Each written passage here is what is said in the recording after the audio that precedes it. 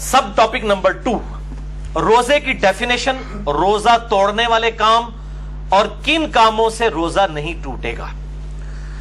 मेरे भाइयों, अस्सौम अरबी जुबान के अंदर कहते हैं रुक जाने को, किसी काम से रुकने को, और शरीयत की इस्तिलाह में तुलुए फज्र यानी खत्म सहरी, फजर का वक्त दाखिल होने से लेकर गुरूब आफ्ताब तक नफसानी ख्वाहिशात और खुसूसन खाने पीने से और बीवियों से इज़्दवाजी ताल्लुक कायम करने से रुक जाना, यह कहलाता है अस्सौम, रोजा। इस हवाले से डिटेल्ड डिस्कशन पिछली दफा मैंने की थी, सूरतुल बकरा का पूरा रुकू नंबर 23 कवर किया था। अब रोजा जो है वो किन कामों से टूटता है, उस हवाले से सूरतुल बकरा की आयत नंबर 183 से 188 में 187 नंबर आयत के अंदर मैंने पिछली दफा डिस्कशन की थी, जिसका नतीजा यह है कि मेनली 2 चीजों से रोजा टूट जाएगा। नंबर 1, खाना पीना या जिस्म में कोई चीज दाखिल करना, खा वो टीके की शक्ल में रग में हो या खाल में हो या मैदे में कोई चीज टपका दी जाए। और नंबर 2, बीवियों के साथ इज़्दवाजी ताल्लुक को कायम करना। और सही बुखारी में इसको सपोर्टिव एक तालीकन रवायत मौजूद है, जिसकी सही इस्नाद अल मुसन्नफ इब्न अबी शैबा में और बाकी किताबों में आपको मिल जाएंगी। बहरहाल बुखारी में इमाम बुखारी 1938 नंबर हदीस की हेडिंग में ये लेकर आए हैं। इब्न अब्बास का कौल, वो फरमाते हैं कि रोजा जिस्म में कोई शय दाखिल करने से टूटेगा, कोई शय निकालने से नहीं टूटेगा। बिल्कुल एक कैटेगोरिकल डिसीजन उन्होंने कर दिया। कोई चीज निकलेगी उससे रोजा नहीं टूटेगा। पेशाब निकला या कै किसी को आ गई, इसी तरीके से खुद ब खुद इह्तिलाम नाइट फॉल वाला मसला हो गया, उस हवाले से रोजा नहीं टूटेगा। अलबत्ता एक एक्सेप्शन है जो औरतों के मेंसेस के हवाले से है, वो रोजा उसी वक्त टूट जाएगा और उसकी कज़ा जो है वो बाद में करनी होगी। तो इस हदीस के तहत कि जिस्म में चीज दाखिल करने से रोजा टूट जाएगा, टीका हो, ड्रिप हो या ब्लड डोनेशन हो, खून किसी को देना हो, किसी ने यानी खून लगवाया अपने जिस्म के अंदर, या सिगरेट पीना हो, इन सब चीजों से रोजा टूट जाएगा। अलबत्ता एक थोड़ी सी आसानी एक्सेप्शन के तौर पर अगर दी जा सकती है, तो जो दमे के दायमी मरीज हैं उनके लिए इनहेलर का जो इशू है। बाकी जो वक्ती तौर पे मरीज हैं उनके लिए तो है कि वो रोजा छोड़ दें और उसको जो है वो ना रखें, उसकी जगह फिदिया दे दें। वो इंशाल्लाह अगली दफा आएगा। जो वर्स्ट कंडीशन है या किसी को वक्ती तौर पर कोई रोजा जो है वो छोड़ना पड़ गया या तोड़ना पड़ गया, तो बाद में उस एक रोजे की कज़ा कर ले। लेकिन जो ये दायमी मरीज हैं जिनको सांस का मसला है, दमे का प्रॉब्लम है और वो इनहेलर यूज करते हैं, उनके लिए एक एक्सेप्शन इज्तिहादन दी जा सकती है उस हदीस के तहत जो बुखारी और मुस्लिम दोनों में है। मिशकात में है 3724 कि आप सल्लल्लाहु अलैहि वसल्लम जब भी किसी सहाबी को कोई पोस्ट देकर गवर्नर बनाकर, खुसूसन इसमें आता है माज़ इब्न जबल और अबू मूसा अशरी को भेजा और इसके अलावा बाकी असहाब को भेजते, तो उनसे 3 बातें इरशाद फरमाते हैं। नंबर 1, लोगों के लिए आसानी पैदा करना, तंगी ना करना। नंबर 2, खुशखबरी सुनाना, नफरत ना दिलाना। नंबर 3, इत्तफाक रखना, इख्तलाफ ना करना। लेकिन ये इत्तफाक जो है वो झूठ की बुनियाद पर नहीं होना चाहिए, इल्मी दलाइल की बुनियाद के ऊपर। ये ना हो कि वो इत्तफाक के चक्कर में आप तौहीद के ऊपर भी, खत्म नबूवत के ऊपर भी कंप्रोमाइज कर लें। ये वो इत्तफाक नहीं है, वो फसाद है। तो इस हदीस के तहत इनहेलर वाला जो इशू है, इसके ऊपर उलमा की 2 राय हैं और मैं भी ये समझता हूं कि जो उलमा कहते हैं कि रोजा नहीं टूटता, वो राय ज्यादा मजबूत है, क्योंकि एक परमानेंटली एक बंदे के साथ इशू लगा है। और अगर वो कहते हैं रोजा टूट जाता है, फिर जिन लोगों का ये मौकिफ है कि इनहेलर से रोजा टूटता है, उनको फिर बिल्कुल मैदान अमल में उतर के ये कहना चाहिए कि जो दमे के मरीज और इनहेलर यूज करने वाले मरीज हैं उन पे रोजा फर्ज ही नहीं है, वो सिर्फ फिदिया दिया करें, तो फिर उनका इज्तिहाद मुकम्मल होगा। मैं उनके साथ हूं, जुरत करें ये कहें फिर कि उन पे रोजा नहीं, जुरत करके कहें ना। जब वो इनहेलर वाला इशू है तो कभी भी रोजा नहीं रख सकता, क्योंकि उसके साथ प्रॉब्लम रहता है कंटिन्यूसली। तो यही कहें कि फिर वो रोजा ना रखे, फिदिया दे, तो बिल्कुल ये इज्तिहाद भी एंडोर्स होगा, इसके ऊपर कोई फतवा नहीं होगा अगर कोई इज्तिहाद के साथ ये मामला करता है। इसी कॉन्टेक्स्ट में जो खून देना है, डोनेट करना है, ब्लड कोई दे किसी को, अपना खून निकाले, तो जाहिर है वो निकल रहा है और वो इब्न अब्बास का कौल है कि निकलने से कोई चीज रोजा नहीं टूटेगा। تو اس حوالے سے بخاری اور مسلم کی ایک حدیث ہے مشکات میں 2002 کہ ابن عباس کہتے ہیں کہ نبی صلی اللہ علیہ وآلہ وسلم احرام کی حالت میں بھی اور روزے کی حالت میں بھی الحجامہ یعنی پچھنے لگوایا کرتے تھے، جسے ہم کپنگ کہتے ہیں. یہ طریقہ علاج ہے جس میں خون نکالا جاتا ہے. تو روزے کی حالت میں آپ صلی اللہ علیہ وآلہ وسلم خون نکلوا لیا کرتے تھے. تو بلڈ ڈونیشن بھی اسی کے اندر آئے گی. اگر خون نکال لیا جائے جسم سے تو روزہ نہیں ٹوٹے گا. البتہ اس میں ایک ایکسیپشن ہے، وہ صحیح بخاری میں حدیث ہے مشکات میں 2016 کے انس ابن مالک سے پوچھا گیا کہ آپ لوگ روزہ دار کے جو پچھنے لگوانے ہیں الحجامہ، اس کو نبی صلی اللہ علیہ وآلہ وسلم کے دور میں مکروہ کیوں جانتے تھے؟ تو انس ابن مالک نے کہا کہ ہم اسے مکروہ نہیں جانتے تھے، یہ بالکل ٹھیک ہے، ہاں مگر کمزوری کے سبب. اگر کسی کو یہ خطرہ ہو کہ وہ جب بلڈ ڈونیٹ کرے گا تو اتنی کمزوری ہو جائے گی کہ بلڈ پریشر اس کا ڈراپ ہو جائے گا اور روزہ نبھا نہیں سکے گا، تو ایک حدیث میں آتا ہے کہ آپ صلی اللہ علیہ وآلہ وسلم نے بھی پچھنے لگوانے کے بعد روزہ افطار کر لیا. اگر کمزوری والا معاملہ ہو تو پھر آپ روزہ توڑ سکتے ہیں اور اس کی ایک قضا کریں گے، اس میں کوئی گناہ بھی نہیں ہوگا. ظاہر مجبوراً کسی کو بلڈ ڈونیٹ کیا جاتا ہے. اس حوالے سے صحیح بخاری میں تعلیقاً ایک روایت ہے مشکات میں 2017 کے ابن عمر روزہ کی حالت میں حجامہ کروایا کرتے تھے، پھر چھوڑ دیا. یعنی جب بوڑھے ہو گئے، کمزور ہو گئے، تو پھر وہ رات کے وقت میں الحجامہ کروایا کرتے تھے، پچھنے لگوایا کرتے تھے. اب اسی پہ جو والا ایشو ہے وامٹنگ کا، الٹی کر دینا جسے ہم کہتے ہیں اپنی مادری لینگویج میں، وہ بھی ہوگا کہ اگر کسی پہ کمزوری طاری ہو جائے الٹی کرنے کے بعد تو ٹھیک ہے، وہ روزہ اپنا اسی وقت کھول لے، بعد میں ایک قضا کر لے. اور اگر اس کو خود بخود جو الٹی آئی ہے، آئی ہے، اس کے بعد وہ روزہ چلا سکتا ہے، چلائے، کوئی روزہ نہیں ٹوٹے گا، کیونکہ جسم سے چیز باہر نکلی ہے. صحیح بخاری 1938 کی ہیڈنگ تعلیقاً کہ نکالنے سے کوئی چیز روزہ نہیں ٹوٹے گا. کا مسئلہ جو ہے جامعہ ترمذی، سنن ابی داؤد اور مشکات میں 2008 ہے کہ نبی صلی اللہ علیہ وسلم کو ایک دفعہ آئی تو آپ نے روزہ افطار کر لیا، یعنی کھول لیا. آئی تو روزہ کھول لیا کمزوری کے سبب. یہ کمزوری کا لفظ میں کیوں بول رہا ہوں؟ کیونکہ صحیح بخاری میں موجود ہے تعلیقاً 1938 کی ہیڈنگ کے اوپر حضرت ابو ہریرہ کہتے ہیں جب کوئی شخص کرے تو روزہ نہیں ٹوٹتا، کیونکہ اس سے تو چیز باہر آتی ہے، اندر نہیں جاتی. اور ابن عباس کا بھی قول ساتھ موجود ہے کہ روزہ ان چیزوں سے ٹوٹتا ہے جو جسم کے اندر داخل کی جاتی ہیں، نہ کہ ان چیزوں سے جو باہر نکالی جاتی ہیں. ان کی پوری اسناد مصنف ابن ابی شیبہ میں اور باقی کتابوں میں موجود ہیں، بخاری میں بھی تعلیقاً موجود ہیں. البتہ وہ حدیث جو پبلک میں مشہور ہے وہ بڑی کمزور ہے. ترمذی، ابو داؤد اور ابن ماجہ میں مشکات میں 2007 کہ آپ صلی اللہ علیہ وآلہ وسلم نے فرمایا جو شخص خود جان بوجھ کر کرے انگلی ڈال کے، اس کا روزہ ٹوٹ گیا، اب وہ اس کی قضا بھی کرے گا. اور جس کو خود بخود آ جائے، یعنی خود نہیں اس نے کی ہے، آٹومیٹکلی آ گئی طبیعت کی خرابی کی وجہ سے، تو اس کا روزہ نہیں ٹوٹے گا. یہ حدیث جو ہے اس کو امام ترمذی نے کہا یہ ضعیف ہے، اور انہوں نے کہا میرے استاد امام بخاری بھی اسے ضعیف کہتے تھے. امام ترمذی نے ساتھ لکھا اس میں حشام بن حسان مدلس ہے اور ان سے روایت کر رہے ہیں، سما کی تصریح نہیں ہے. البتہ اس کو سپورٹیو ایک صحیح روایت موجود ہے موقوفاً ابن عمر رضی اللہ تعالیٰ عنہ سے. المصنف ابن ابی شیبہ میں انٹرنیشنل نمبر کے مطابق 9188 ابن عمر رضی اللہ تعالیٰ عنہ فرماتے ہیں جو شخص جان بوجھ کر کر دے، یعنی جان بوجھ کے انگلی ڈال کے، تو وہ شخص پھر اپنا روزہ افطار اسی وقت کر لے، اس کا روزہ ٹوٹ گیا. اور جس کو خود بخود آ جائے تو وہ اپنا روزہ کنٹینیو کر سکتا ہے. لیکن وہ بھی اگر کمزوری آ گئی تو وہ آپ حدیث سن چکے، آپ صلی اللہ علیہ وسلم کے ساتھ ایسا معاملہ ہوا. تو اگر کسی کو صبح ہی الٹی آ گئی ہے اور روزہ جو ہے وہ 15-16 گھنٹے کا، اس کو پتا پیٹ تو خالی ہو گیا، میرے تو بھوک نہ کم ہو جائے گا، تو وہ کھول لے روزہ. پھر اس کو اجازت ہے والے کو کہ وہ روزہ نہ رکھے، اور اگر وہ چلانا چاہتا ہے تو چلائے، وہ روزہ شمار ہوگا. اسی طریقے سے بعض اوقات سحری کے بعد کھٹے ڈکار وغیرہ آ جاتے ہیں، تھوڑی سی الٹی گلے میں آئی، منہ میں آئی، پھر واپس چلی گئی، اس سے بھی روزہ نہیں ٹوٹے گا. البتہ عورتوں کو جو مینسز والا ایشو ہے اس پہ اجماع ہے کہ اسی وقت روزہ ٹوٹ جائے گا، چاہے افطاری سے 1 منٹ پہلے بھی اگر ایسا معاملہ ہوا تو روزہ اس کا ٹوٹ گیا، اس ایک روزے کی قضا کرنی ہوگی.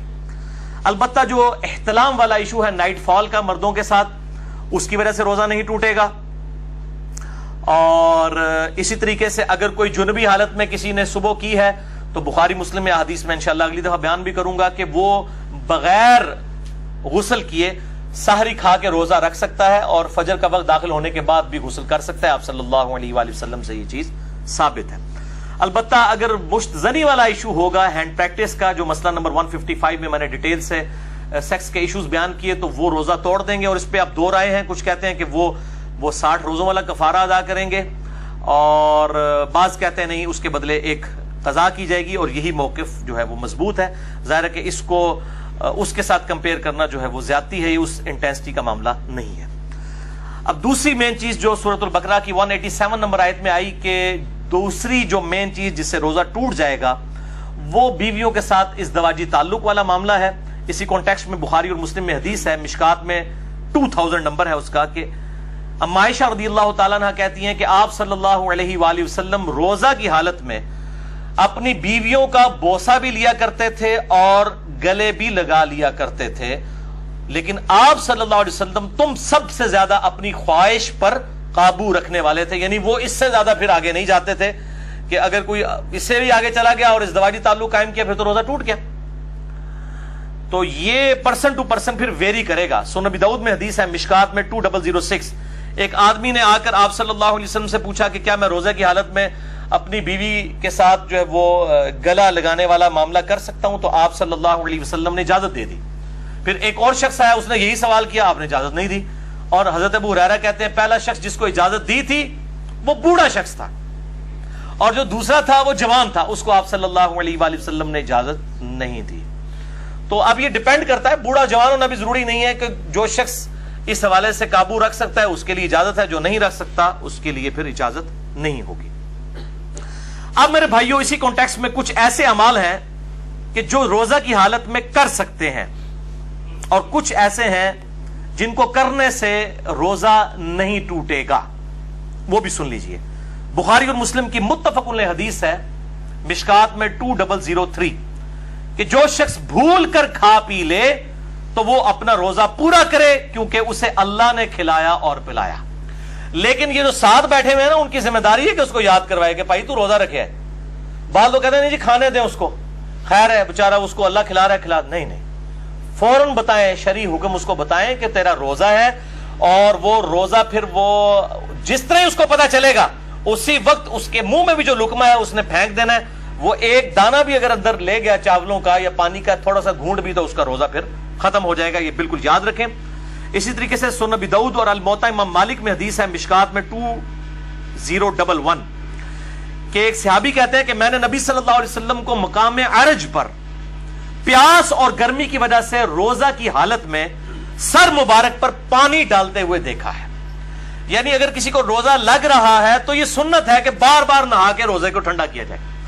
اور ادھر جو مولوی ہیں انہوں نے شامت اٹھائی ہوتی ہے اعتکاف والوں کی، اور ان کو بالکل گندا مندا کر کے اعتکاف میں بٹھایا ہوتا ہے. وہ کہتے ہیں جی جو پہلے دن آپ نے کپڑے پہنے یہی 10 دن پہن کے رکھنے ہیں، کوئی ناخن نہیں کاٹنے، غسل فرض کے علاوہ غسل نہیں کرنا، کیونکہ آپ مسجد سے باہر نہیں نکل سکتے بغیر مجبوری کے، تو وہ تو اعتکاف ٹوٹ جائے گا. تو یہ مسجد کی باؤنڈریز میں وہ فنائے مسجد جو ہے، جو غسل خانے ہیں اور ٹوائلٹس ہیں، یہ فنائے مسجد کی باؤنڈریز میں شمار ہیں شرعی احکام سے. بلکہ بخاری اور مسلم میں موجود ہے نبی صلی اللہ علیہ وسلم تو سیدہ صفیہ کو اپنے گھر تک چھوڑنے کے لیے گئے تھے اعتکاف کی حالت میں.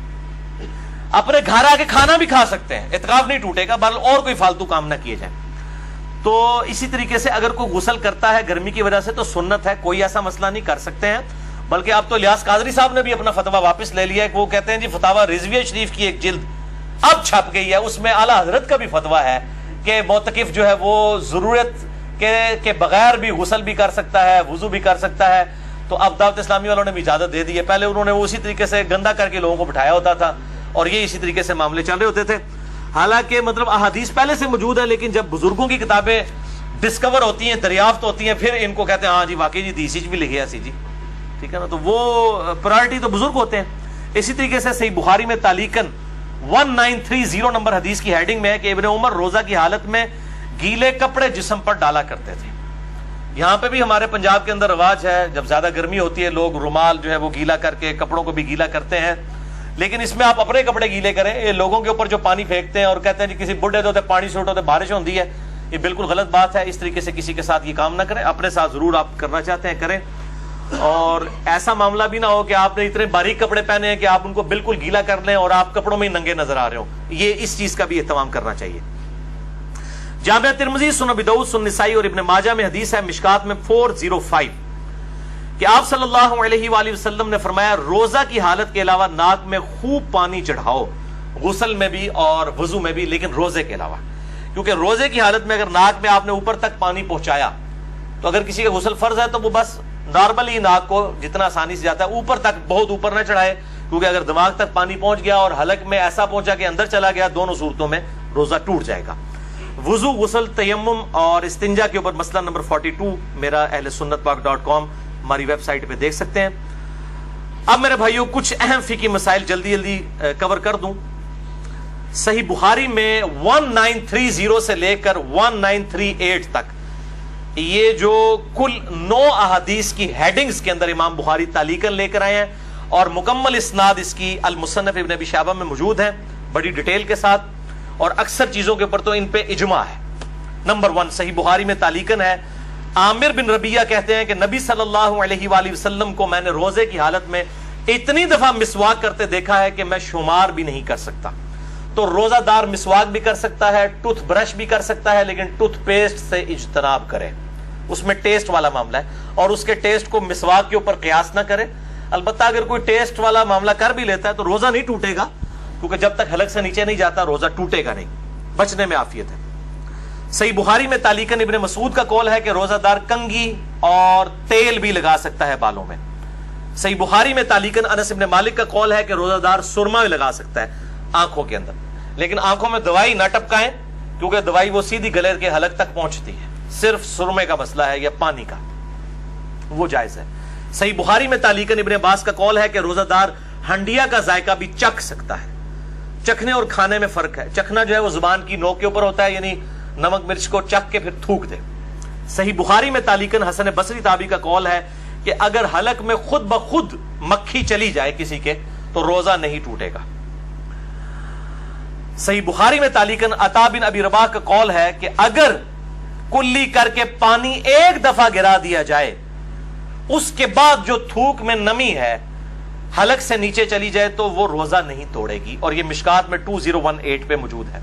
بعض لوگ اتنے وہمی ہوتے ہیں، وہ جناب وضو کرنے کے بعد 10 دفعہ 20 دفعہ تھوکتے رہتے ہیں، ایک دفعہ تھوک دیا اس کے بعد جو نمی ہے وہ اندر چلی گئی، اس کی وجہ سے روزہ نہیں ٹوٹے گا۔ اللہ تعالیٰ نے لا یکلف اللہ نفسا الا وسعها، اور اس حوالے سے یہ جو شیطان کی پیروی ہے جو یہ بار بار جو لوگ اس حوالے سے کام کرتے ہیں۔ اب آخری ٹاپک نمبر 3 ہے، انشاءاللہ 5-7 منٹ میں کنکلوڈ ہوگا، باقی اگلے 5 ٹاپک اگلے ہفتے ڈسکس کریں گے، اور یہ ٹاپک نمبر 3 ہے روزوں کی قضا اور کفارے سے متعلق۔ بھائیو 2 اصطلاحات ٹرمنالوجیز کو سمجھ لیجئے۔ نمبر 1 قضا، یعنی چھوڑے ہوئے روزے کے بدلے میں ایک روزہ رکھنا۔ نمبر 2 کفارہ، شرعی پلینٹی، یعنی سزا کے طور پر اگر کسی نے جان بوجھ کے روزہ توڑا ہے اس کے لیے سزا کیا ہے۔ ایک روزہ تو رکھے گا، باقی جو اس کے لیے سزا ہے۔ اور اس پر اجماع ہے کہ اگر مجبوراً کسی نے روزہ توڑا، کوئی بیماری کی وجہ سے اس کو ڈرپ لگوانی پڑ گئی یا ٹیکا لگوانا پڑ گیا یا کھانا پینا پڑ گیا، کوئی شوگر کا مریض تھا، تو اس کو پھر اس کے بدلے میں ایک ہی روزہ رکھنا ہوگا، یعنی قضا کرنی ہوگی، کفارہ نہیں دینا ہوگا۔ اسی طریقے سے عورتوں کے ساتھ حیض والا مینسز والا ایشو ہوا، اس کے بدلے ایک ہی روزہ رکھیں گی۔ بخاری اور مسلم کی متفق علیہ حدیث ہے مشکات میں 2032۔ اما عائشہ کہتی ہیں نبی صلی اللہ علیہ وسلم ہم عورتوں کو حیض کی حالت میں چھوڑے ہوئے روزوں کی قضا کا حکم دیتے تھے اور نمازوں کی قضا کا حکم نہیں دیتے تھے۔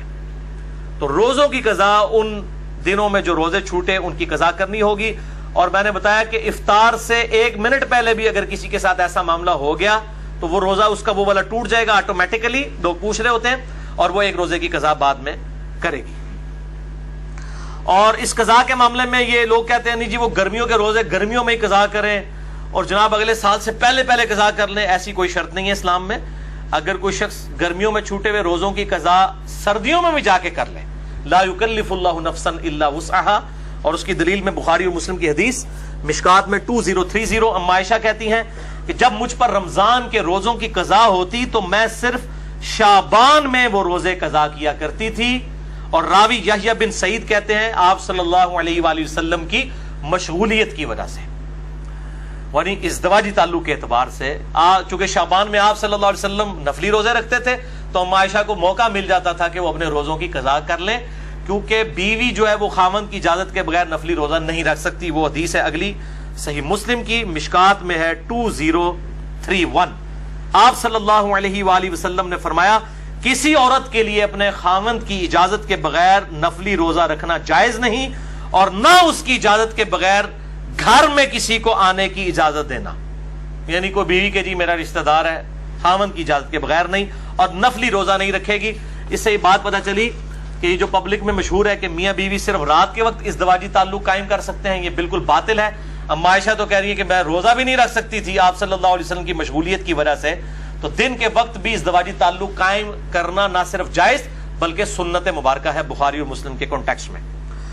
اب دوسری صورتحال کہ کوئی جان بوجھ کر روزہ توڑ دے، ایسی صورت میں قضاء کے ساتھ کفارہ بھی ہوگا. اس کانٹیکسٹ میں بڑی مشہور حدیث ہے بخاری اور مسلم کی، مشکات میں 2004. ایک آدمی حضور صلی اللہ علیہ وآلہ وسلم کے پاس حاضر ہوا، کہا یا رسول اللہ صلی اللہ علیہ وسلم میں مارا گیا، میں نے روزے کی حالت میں اپنی بیوی کے ساتھ ازدواجی تعلق قائم کر لیا، روزہ میرا ٹوٹ گیا، میں کیا کروں؟ آپ نے فرمایا کہ کیا تیرے پاس کوئی غلام ہے کہ اسے آزاد کرے؟ یہ پہلا آپشن ہے، اور ترتیب بھی یہی ہوگی، یہ آپشنل نہیں ہے 3 میں سے 1 بلکہ یہی ترتیب ہوگی. میں نے کہا یا رسول اللہ نہیں ہے. فرمایا کیا تو 2 ماہ کے مسلسل روزے رکھ سکتا ہے؟ عرض کیا نہیں یا رسول اللہ صلی اللہ علیہ وسلم 2 ماہ کے نہیں رکھ سکتا، ہم بھی نہیں ظاہر رکھ سکتے. فرمایا کیا تم 60 مساکین کو کھانا کھلا سکتے ہو؟ اس سے یہ بات پتہ چلی کہ 60 مساکین ایکویلنٹ ہوئے 60 روزوں کے، تو مسکین کو پھر 1 وقت کا ہی کھانا کھلایا جائے گا، 2 وقت کا نہیں. یہ لاجیکل آنسر ہے. تو اس نے عرض کیا نہیں، تو فرمایا تم بیٹھ جاؤ. اتنے میں کوئی شخص جو ہے وہ کھجوروں کا بھرا ہوا ٹوکرا آپ صلی اللہ علیہ وسلم کے پاس تحفتاً لے کے آیا. آپ صلی اللہ علیہ وآلہ وسلم نے وہ جو ٹوکرا تھا اس کی وجہ سے آپ نے فرمایا کہ وہ روزہ توڑنے والا کدھر گیا، اور اس کو بلا کے کہا یہ ٹوکرا تو لے جا اور اس ٹوکرے کو مدینے کے غرباء میں تقسیم کر دے تو روزے کا کفارہ ادا ہو جائے گا. تو وہ آگے سے کہنے لگ پڑا کہ اللہ کی قسم پورے مدینے میں مجھ سے بڑا غریب کوئی ہے ہی نہیں ہے، سب سے زیادہ غریب میں ہوں. تو آپ صلی اللہ علیہ وآلہ وسلم اتنا مسکرائے کہ آپ کی داڑھیں بھی ظاہر ہو گئیں، اور اس حدیث پہ مسکرانا بھی سنت ہے. اور آپ صلی اللہ علیہ وسلم نے فرمایا کہ جاؤ تم خود ہی کھا لو، تمہارے روزے کا کفارہ ادا ہو جائے گا. لیکن یہ خاص اس کے لیے ہے، یہ نہیں ہے کہ جو بھی روزہ توڑے تو کہ جی انہیں ایڈیاں کھجورا لے آ کے میں آپ کھانا شروع کر دے کفارہ ادا ہو جائے گا، یہ اس کے لیے خاص تھا. اور اس حدیث پہ امام بخاری نے انٹرنیشنل نمبر کے مطابق صحیح بخاری میں 1936 حدیث کی لی ہے، اور اس پہ اپنا فہم لکھا ہے، باب باندھا ہے کہ اگر کوئی روزے کی حالت میں بیویوں کے ساتھ ازدواجی تعلق قائم کر لے تو اس کا کفارہ کیا ہے. اس کو امام بخاری نے عام حکم نہیں لیا کہ کوئی بھی کھا پی کے بھی روزہ توڑ لے تو اس کا کفارہ بھی یہ ہے. کھا پی کے روزہ توڑنے کا کفارہ یہ نہیں ہے، یہ ازدواجی تعلق والا معاملہ ہے، اور ظاہر ہے وہ بہت ایک ایکسٹریم چیز ہے کھانے پینے کے مقابلے کے اعتبار سے، لہذا اس کے لیول کی سزا تو اس میں نہیں دی جا سکتی.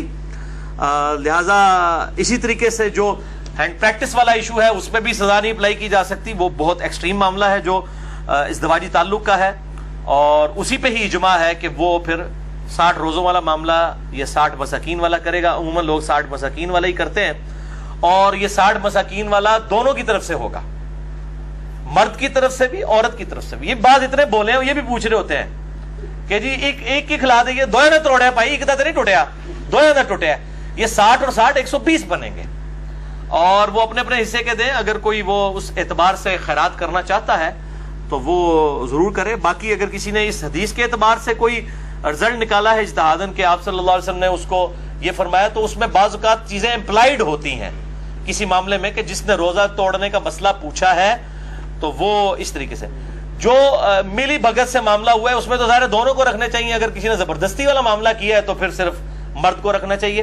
اور بہرحال اس حوالے سے اجتہاداً کوئی بھی ایشو اڈاپٹ کیا جا سکتا ہے. اب رہا کھا پی کے روزہ توڑنا، تو اس کے بارے میں ایک ضعیف روایت ملتی ہے، اور اس کو سپورٹیو ایک تابعی کا صحیح قول بھی ہے. پہلے ضعیف روایت سن لیں.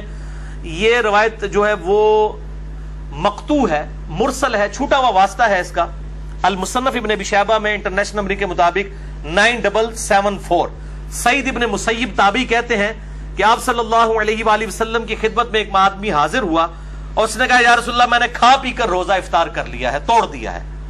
تو میں کیا کروں؟ تو فرمایا کہ صدقہ کر، اللہ سے استغفار کر، اور اس کے بدلے میں ایک روزہ رکھ لے. لیکن یہ روایت ضعیف ہے. البتہ اس کو سپورٹیو ایک تابعی کا قول صحیح سند کے ساتھ المصنف ابن ابی شیبہ میں اسی سے 5 نمبر آگے ہے، 4 نمبر آگے. المصنف ابن ابی شیبہ میں 9778 سعید ابن جبیر تابعی رحمہ اللہ تعالی سے پوچھا گیا کہ جو رمضان کا روزہ جان بوجھ کر کھا پی کر توڑ لے تو کیا کرے؟ تو انہوں نے کہا کہ وہ توبہ اور استغفار کرے اور اس کے بدلے میں ایک روزہ رکھ لے. تو کھا پی کے معاملہ الگ ہے. البتہ احناف کا یہ موقف ہے، حنفیوں کا، کہ خواہ کھا پی کے توڑا جائے یا ازدواجی تعلق سے، دونوں 60 روزوں والا اور 60 مساکین اور غلام والا ایشو ہے. البتہ محدثین کی اکثریت کا یہی موقف ہے کہ کھا پی کے معاملہ الگ ہے، اور وہ بھی جو ہے وہ استغفار بھی اسی صورت میں ہے اگر کسی نے جان بوجھ کے کیا، اور اگر کسی نے مجبوراً بیماری کی وجہ سے کیا تو صرف ایک روزے کی قضا کر لے، اور اگر اس پر قادر نہیں ہے تو ایک جو ہے مسکین کو ایک وقت کا کھانا کھلا دے فدیے کے طور پہ. انشاءاللہ اگلی دفعہ 5 پوائنٹس ڈسکس کروں گا. اللہ تعالیٰ سے دعا ہے جو حق بات میں نے کہی اللہ تعالیٰ ہمارے دلوں میں راسخ فرمائے. اگر جس بات میں میرے منہ سے کوئی غلط بات نکل گئی تو اللہ تعالیٰ ہمارے دلوں سے محو کر دے. ہمیں کتاب و سنت کی تعلیمات پر عمل کر کے دوسرے بھائیوں تک پہنچانے کی توفیق عطا فرمائے. سبحانک اللہم و بحمدک، اشہد ان لا الہ الا انت، استغفرک و اتوب الیک، وما علینا الا البلاغ المبین. جزاکم اللہ.